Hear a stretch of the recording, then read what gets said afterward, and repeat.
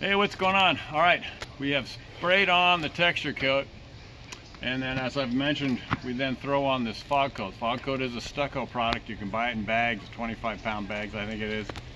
And I get La Habra. I think there's a couple manufacturers out there that produce fog coat. It's again a stucco product, so it's a cementitious product, which means that over time it's not going to be as likely to fade. It may wear off, I guess, a little bit, particularly where water is near the edge, that demarcation line. You sometimes have a process there where the concrete or the mortar is degraded by the chlorinated water over time, but much more durable than paint long term. And if you put this underneath your paint, then as the paint does fade, these colors emerge a little bit more, and so you actually end up with a more long-lasting feature as far as the visual look of it, the color of it. So one of the tricks is just put it in a bag, buckets, put like a fourth of a bag in a bucket so it's not too heavy, and then you get a little bit and you kind of put it in the behind your fingers section, and then splay it out sort of in an even fashion so it lays onto the rock in an even fashion. You don't want stripes on it, so you sort of throw it. A lot of it blows away in the wind. I think that's why they ended up calling it fog coat. But we're doing the side wall of the grotto right now.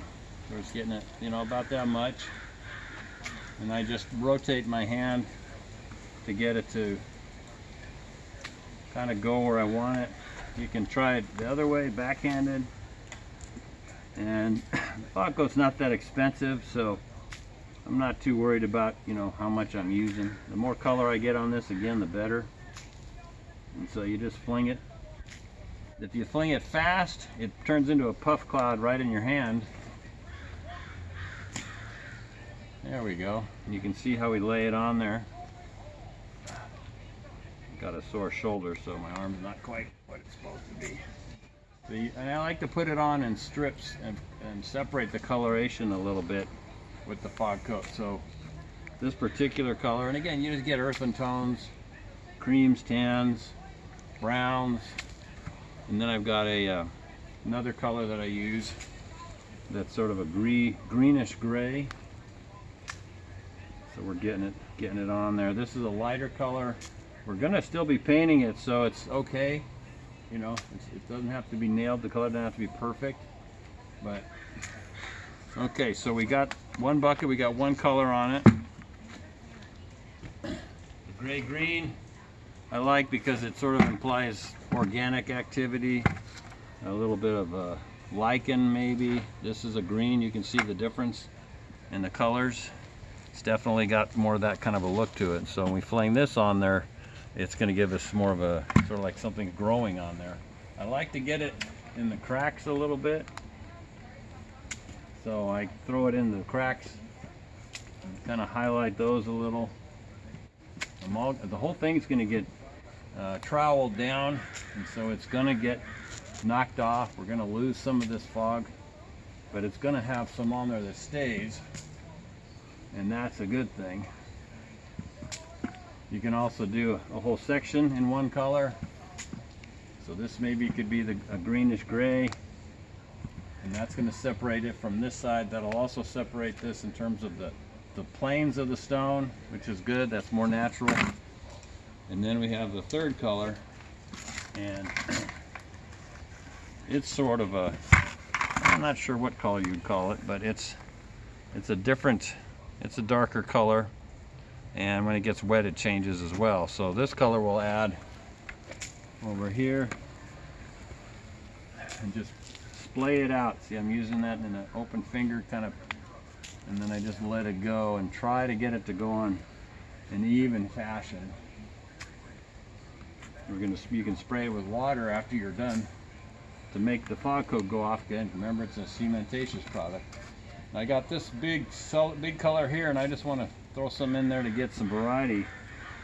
So it's going to have some other stuff going on, so a couple little dots of things to give it some variety. Bring it down into the pool. This is all going to be below water down here, below the 3 inches below the edge of this concrete about. So, and I'm looking around going, what do I want? A little more color up here. Okay, beautiful. It's not exact. It's not supposed to be anything exactly uniform or symmetrical. So there we go. I see one more place I want to get some color right there. All right, so this is basically just the process of throwing on the fog coat. And again, that's that cementatious product from La Habra. At least that's the one I get. And this is going to go off. It's going to take a little while for this to cure and get a little harder before we come back and knock down the spit marks of the spraying process of the hopper, as you saw on the other videos, if you've checked those out. And we'll come back and come in here and carve in our cracks. These cracks are from the shotcrete stage of the process, so I call them more the larger cracks, or the gross texture, you might say. And we'll come back, we're going to knock down the spit marks, accentuate the cracking a little bit, maybe accentuate the corners of some of the rocks to get more of a hard angle, so it's not just all roundy, and it looks more cubist, I guess, but not obviously like a cube. That would be dumb. So so there you have it. You have the fog coat process, throwing that stuff on, and it gets wet from the mortar that's been sprayed on already, so it's making it go off. And then if there's areas like here where you can see it's not all the way wet, that's a leaf. Over here you can see a big chunk of that. It's not and didn't have any moisture on it, so it's just going to blow away in the wind or brush off. So I'll come back sometimes with a little hand pump sprayer and get the areas that are not all the way moistened to make sure they go off. Also, I want to slow this down. If it's a really sunny day, it's not today, it's a little more cloudy and it's cool.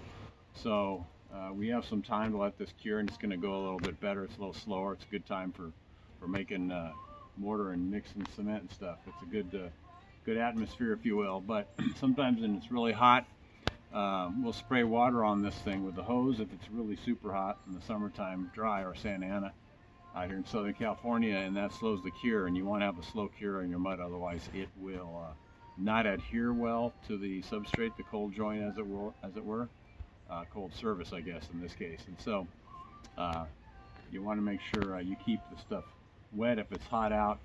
And today we're not going to have to do much of that because it's pretty not quite rainy, but it's a little bit gray skies. So anyway, Mr. Dave here on the rock pile, just showing you the fog coat technique. Hope you enjoyed the videos we do. If you need any other help with stuff, just let me know. Send me an email or a message, and I'll do all I can to help you out with stuff. If you want to start your own business doing this, that's something I know something about. So you know, let me know. I'll try and help you with that as well. So also remember, the last thing to have in your little fuzzy little heads out there is make sure you are forgiving and thankful. An attitude of gratitude. You hear it, you know, it's a little quick soundbite, but it's really true. You have that in there, and it's almost can't exist with some of the negative thoughts and processes in your mind. So stay grateful, be forgiving. That gets the junk out of your mind and out of your heart, and you will be a better person for it. So there I am, lecturing you again. Anyways, hope you're having a great day. Remember to go to www.davehenderson.podia.com, P-O-D-I-A.